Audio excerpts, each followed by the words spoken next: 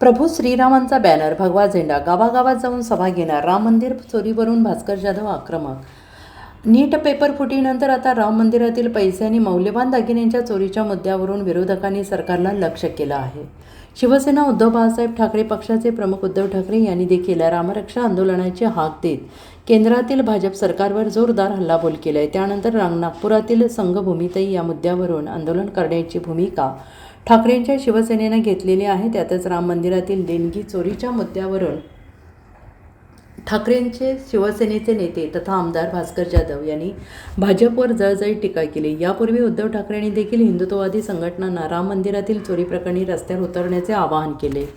कलियुगातले सगळ्यात लुटारू हे लोक आहेत. यांचा खरा चेहरा समोर आणण्याची संधी रामाने आपल्याला दिली आहे. त्यामुळे गावागावात जाऊन यांचे पाप लोकांना सांगणे गरजेचे आहे. पक्षीय बॅनर न घेता रामाचा बॅनर आणि भगवा झेंडा घेऊन मतदारसंघातील प्रत्येक भागात सभा घेणार असल्याची घोषणा भास्कर जाधव यांनी केली. हे खरे हिंदुत्ववादी नाही तर हे हिंदुत्वाचे मारेकरी आहेत. 2029ला राम यांना तोडवल्याशिवाय राहणार नाही असा घणाघात आमदार भास्कर जाधव यांनी सत्ताधारी भाजपावर केला आहे. राज्य आपल्या ताब्यात घेतला, देश आपल्या ताब्यात घेतला, विरोधी पक्षाला निधी द्यायचा नाही. विरोधी पक्षाचे माझं परवा भाषण ऐकलं असाल की तुमच्यावर कार्यकर्ते आहेत ना, आमच्यावर तर समजत का नाहीये. तुम्ही वाढवून ठेवता सगळ्या गोष्टीमध्ये. आणि म्हणून आपण आता गावागावामध्ये जाऊन त्याच्याकरता आपण पत्रक देऊ तुम्हाला. त्याच्याकरता एक विशिष्ट फॉर्मॅट देऊ आपल्याला आणि सगळ्या लोकांना घ्यायचं आहे. आणि आपला तिथं कुठल्याही परिस्थितीमध्ये पक्षीय बॅनर नसेल पण प्रभू रामचंद्राचा बॅनर उत्तम प्रकारचा असेल आणि भगवा झेंडा मात्र न चुकता आपल्या हातामध्ये असेल. तिथे आपण घंटानाद करू, तिथे आपण प्रार्थना करू, तिथे रामाचा अभंग म्हणू, तिथे रामाची आरती करू. करायची का नाही करायची आहे का कारण ठेवायचा? ही संधी रामानंच तुम्हाला आणून दिलेली आहे. प्रत्येक गावागावामध्ये जाऊन लोकांच्या मध्ये जनजागृती करू. हे खरे हिंदुत्ववादी नाही, हे खरे हिंदुत्वाचे मारक आहेत. हे हिंदुत्वाचे त्या ठिकाणी देणग्या चोरणारे चोर आहेत. पूर्वी कोणतरी गजनीचा मोहम्मद यायचा, कोण अफजल खान यायचा, कोण आणखी कोण औरंगजेब यायचा, आणखी कोण यायचा, तो देवलड लुटायचा.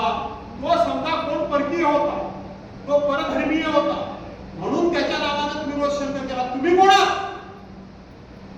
तुम्ही कोण आहात? आजच्या मला वाटतं 21व्या शतकामध्ये कलियुगामध्ये सगळ्यात लुटारू जर कोण असतील तर हे आहे.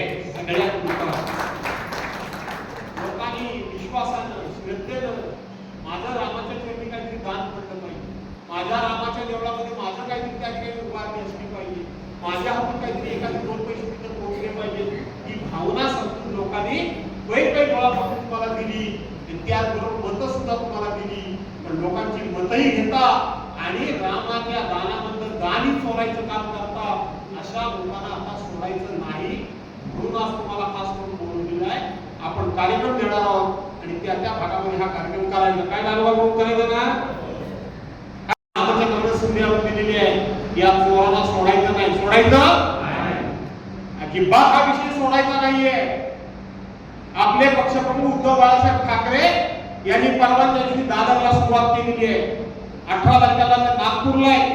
त्या काळामध्ये शिवसेना प्रमुखांनी हिंदुत्वाचं त्यावेळेला वार संपूर्ण देशामध्ये उभं केलं होतं. मी आज सांगतो तुम्हाला, देशामध्ये त्या ठिकाणी अखिलेश यादव त्यांचा समाजवादी पक्ष त्यांनी उठाव सुरू केलाय.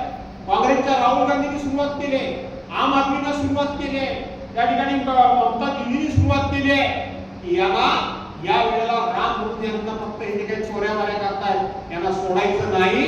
मला असं वाटतं की बहुतेक राम यांना 2029 साली बुडवल्याशिवाय राहणार नाही अशी अपेक्षा आहे.